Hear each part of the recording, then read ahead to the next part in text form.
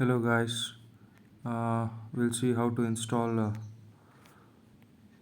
pubg mobile for India, and this is how. First open Google Chrome and then search tap, then open the first tap application. Then you download this application, because from server you cannot download directly, it is showing busy.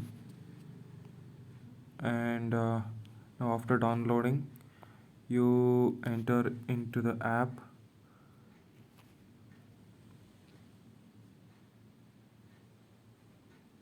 It will take some time, and then you search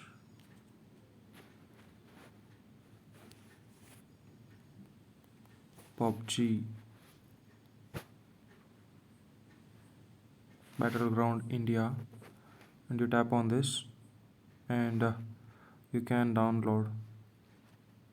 And after download, you can go and check the web. It will be the same.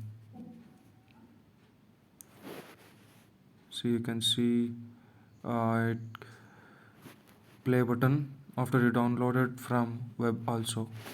So in this way you can download pubg India. Okay, thank you.